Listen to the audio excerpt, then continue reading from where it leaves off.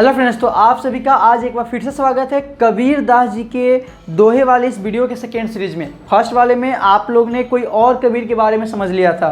दोस्तों क्लियर कर देते हैं कि कबीर दास जी का दोहे का ही यह वीडियो का सीरीज है, वो भी सेकेंड सीरीज है। और फर्स्ट सीरीज वाले यह वीडियो अगर अभी तक आपने नहीं देखा है तो उसका लिंक मैंने डिस्क्रिप्शन में भी और ऊपर आई बटन में भी दे दिया है, आप वहाँ पर जाके उसको अच्छी ढंग से देख सकते हैं।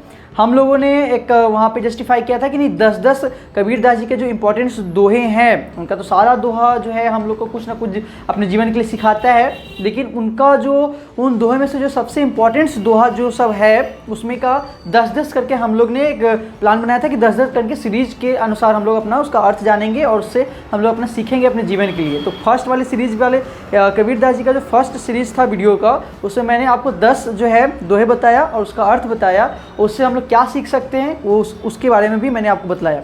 आज ये वाला वीडियो आपका सेकेंड सीरीज है, इसमें भी मैं आप सभी को कबीर दास जी के 10 इंपॉर्टेंट दोहे को मैं बताऊंगा, उसके अर्थ को बताऊंगा और उससे हम लोग क्या सीखने वाले हैं उसको भी हम लोग जानेंगे। जैसा कि आप देख रहे हो कि मैंने उन 10 दोहा को पहले ही लिख कर लाया हुआ हूँ आप सभी के लिए। तो दोस्तों अगर आप अभी तक इस चैनल को सब्सक्राइब नहीं किए हैं तो चैनल को सब्सक्राइब करना तो दोस्तों बनता ही बनता है। तो इस चैनल को सब्सक्राइब आप फटाफट जल्द से जल्द कर लो और बेल आइकन को दबाना बिल्कुल मत भूलो, क्योंकि आप तक जो भी नोटिफिकेशन होगा पढ़ाई से लेकर या कोई भी नॉलेज से लेकर आपके तक समय से पहुंच सके, इसीलिए फटाफट बेल आइकन को भी प्रेस कर लीजिए। दोस्तों तो चलिए इस वीडियो में हम लोग चलते हैं आगे और आज कुछ बड़ा सीखते हैं, बड़े जानकारियों को हम लोग इकट्ठा करते हैं, अपने जीवन के लिए कुछ मूल्यवान चीज़ों को सीखते हैं। तो चलिए वीडियो में आगे चलते हैं और जानते हैं कबीर दास जी के जो दोहे मैं आप सभी के लिए आज लाया हूँ।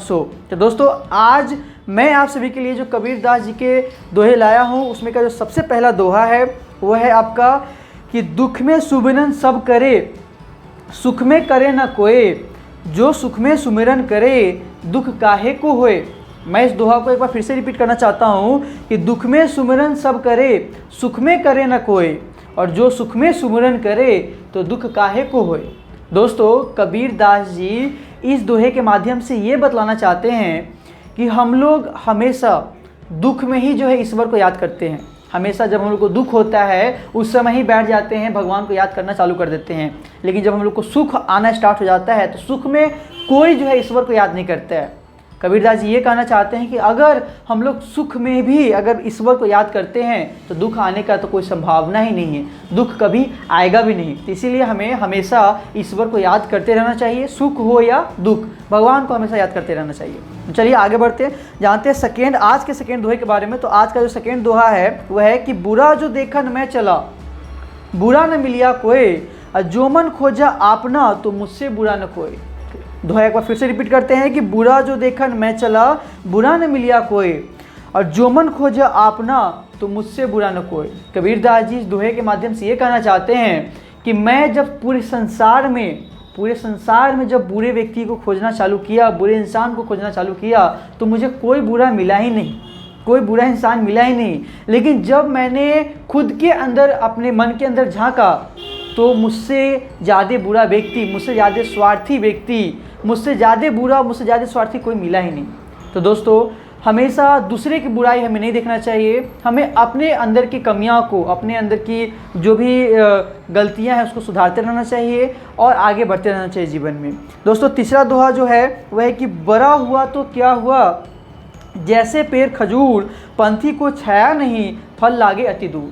कबीर दास जी इस दोहे के माध्यम से ये कहना चाहते हैं कि आप खजूर का पेड़ जरूर देखे होंगे, वैसा बड़ा होने से क्या फ़ायदा, यानी खजूर के पेड़ को आप देखे होंगे कि वह उतना बड़ा होता है, उतना ऊंचा होता है, वह किसी को जो है छाया भी नहीं दे पाता है, और उतना ऊंचा होता है तो वह किसी को फल भी अपना नहीं दे पाता है।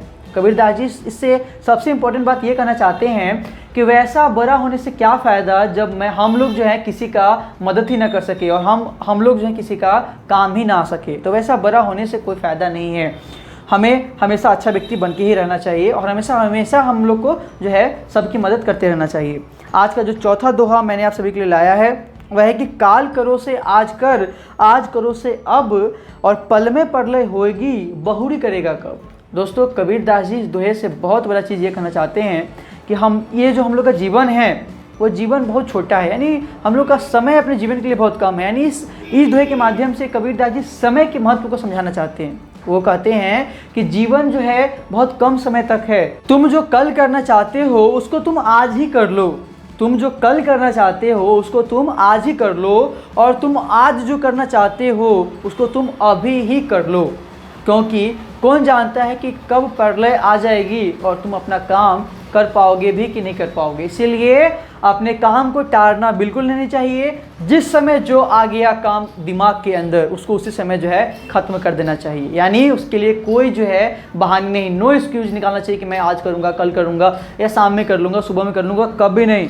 समय दिमाग में कोई काम आया जिसके जो आपके लिए बहुत इंसेंशियल है उसको उसी समय करिए, उसी समय ख़त्म करके मतलब उसका कहानी उसी समय ख़त्म कर दीजिए उस काम का। अब उसके बारे में कभी आगे मत टालिए, क्योंकि आगे जब आप बढ़ोगे तो फिर आप कोई दूसरा काम आ जाएगा, तो फिर हो सकता है ये काम छूट जाए, तो बहाना नहीं होना चाहिए, नो एक्सक्यूज। तो दोस्तों आज का जो 5वां दोहा कबीर दास जी का आप सभी के लिए लाया गया है वह है कि ऐसी बानी बोलिए मन का आपा खोए, अपना तन शीतल करे औरन को सुख होए। दोस्तों कबीर दास जी इस दोहे के माध्यम से आज हम लोग को यह बतलाना चाहते हैं, यह सिखलाना चाहते हैं कि हम लोग अपने जीवन में, अपने लाइफ में हमेशा ऐसी भाषा का प्रयोग करना चाहिए जिससे सुनने वाले के मन को जो है अच्छा लगे, जिससे जो व्यक्ति हमारी भाषा को सुन रहा है वो सुनकर सुख जैसा महसूस करे, और इसके साथ साथ अपने मन को भी बहुत बड़े आनंद जैसा अनुभव हो। यानी ऐसे ही भाषा का हम लोग को प्रयोग करना चाहिए जिससे सुनने वाले को मन को और अपने मन को जो है दोनों को जो है शीतलता जैसा महसूस हो कि अरे व्यक्ति कैसा अच्छा भाषा बोल रहा है, कैसा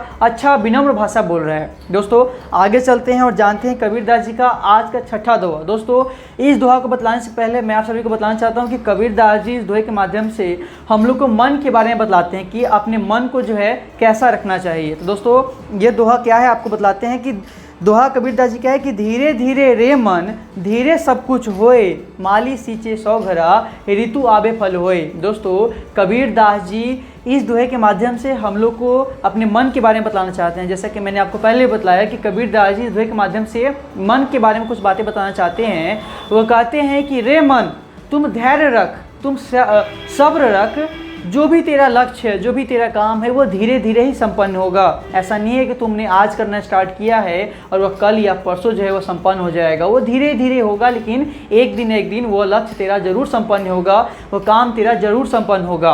तुमने जो है माली को जरूर देखा होगा बगीचे में पानी पटाते हुए। वह माली अगर साल भर का पानी बगीचे में अगर एक बार में ही अगर डाल दे तो क्या बगीचे में लगा पेड़ क्या कल होकर फल दे देगा? नहीं देगा। अगर बगीचा में अगर एक आम का पेड़ लगा हुआ है और हम लोग ने साल भर का पानी उस बगीचे के उस आम के पेड़ में अगर एक बार में ही डाल दिया तो क्या वो कल फल देगा? बिल्कुल नहीं देगा, वह ऋतु आने पर ही फल देगा।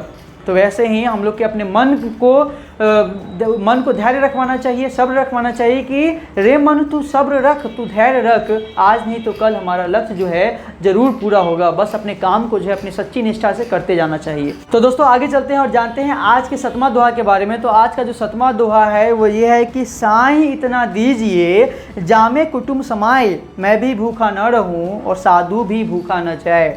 दोस्तों कबीर दास जी इस दोहे के माध्यम से ये कहना चाहते हैं कि हे ईश्वर, हे प्रभु, आप मुझे उतना ही धन, उतना ही संपत्ति दो जिससे मेरा परिवार जो है वह खा पी सके, जिससे मैं भी भूखा न रहूं और मेरे परिवार का कोई सदस्य भी भूखा न जाए। मुझे इतना ही धन दो, इतना ही संपत्ति दो। मुझे ज़्यादा धन और ज़्यादा संपत्ति का लोभ नहीं है। दोस्तों ऐसे ही हम लोग का भी होना चाहिए। हमें ज़्यादा धन और ज़्यादा संपत्ति का लोभ कतई नहीं होना चाहिए। ईश्वर से जो हमें मिल रहा है उसी में ही हमें खुश रहना चाहिए। ज़्यादा का इच्छा तो रखना चाहिए, लेकिन लोभ कभी भी हमें अपने जीवन में नहीं रखना चाहिए। तो दोस्तों चलिए आगे चलते हैं और जानते हैं आज का 8वां दोहा के बारे में। तो आज का जो 8वां दोहा है वह है कि जैसे तिल में तेल है, ज्यों चकमक में आग, तेरा साईं तुझ में है, तू जाग सके तो जाग। दोस्तों कबीर दास जी कहना चाहते हैं इस दोहे से कि जैसे तिल के अंदर तेल होता है और जैसे आग के अंदर रोशनी होता है, वैसे ही तेरा ईश्वर तुम्हारे अंदर है। तू अगर जाग सकता है तो जाग ले, यानी तुम हर एक काम को कर सकता है दुनिया में जो तुम चाह रहे हो, जो तुम करना चाहते हो तुम उसको संपन्न कर सकते हो। तुम्हारे अंदर तुम्हारा ईश्वर बैठा हुआ है, तुमको आज सिर्फ जागना है। तुम सिर्फ जाग जाओ, वो तेरा लक्ष्य जो है जरूर कंप्लीट हो जाएगा, जरूर पूरा हो जाएगा। दोस्तों कबीरदास जी का 9वां दोहा जो आज आप सभी के लिए लाया गया है वह है कि पोथी पढ़ पढ़ जग मुआ, पंडित भया न कोय, ढाई अक्षर प्रेम का पढ़ो सो पंडित होए। दोस्तों यह दोहा यह कहना चाहता है कि इस धरती पे, इस दुनिया में बहुत सारे लोग हैं और बहुत सारे लोग जो है पोथी पढ़ पढ़ के चले गए, लेकिन वे सिर्फ शिक्षा ही जो है ग्रहण कर पाए, वो कभी ज्ञानी नहीं हो सके, यानी ना वो पंडित हो सके और ना कभी विद्वान हो सके। यहाँ पे पंडित और विद्वान का ये अर्थ कहा जाता है कि वे लोग जो है कभी भी प्यार की भाषा को नहीं समझ पाए। दोस्तों कबीरदास जी यहाँ पे कहते हैं कि जो व्यक्ति प्यार की 2.5 अक्षर को अगर समझ लेता है, पढ़ लेता है, वही व्यक्ति सच्चा विद्वान और सच्चा पंडित होता है। यानी पढ़ाई के साथ साथ हमें दूसरे से कैसे बर्ताव करना है, दूसरे के साथ कैसे बातें करना है, कैसे रहना है, कैसे उसके साथ अपने जीवन को बिताना है, ऐसे भाषाओं को, ऐसे विनम्रता को अपने अंदर लाना चाहिए, तभी जाकर हम एक विद्वान या एक अच्छे व्यक्ति कहलाते हैं। और दोस्तों आगे चलते हैं और जानते हैं आज का जो लास्टवां जो दोहा है, 10वां दोहा आज आप सभी के लिए जो लाया गया है वो। दोस्तों आज का जो 10वां दोहा है वो है कि माया मरी न मन मरा, मरमर गए शरीर, आशा तृष्णा न मरी, कह गए दास कबीर। दोस्तों इस दोहे को मैं आज आपको फिर से एक बार रिपीट करना चाहता हूँ कि माया मरी न मन मरा, मरमर गए शरीर, आशा तृष्णा न मरी, कह गए दास कबीर। दोस्तों कबीरदास जी इस दोहे के माध्यम से हम लोग को यह बताना चाहते हैं कि देखो माया धन और इंसान का मन कभी नहीं मरता है। माया धन और इंसान का मन जो है कभी नहीं मरता है। इंसान मरता है, वो शरीर बदलता है, लेकिन इंसान का जो इच्छा होता है, जो ईर्ष्या होता है, वो कभी भी जो है वो नहीं बदलता है और नहीं खत्म होता है।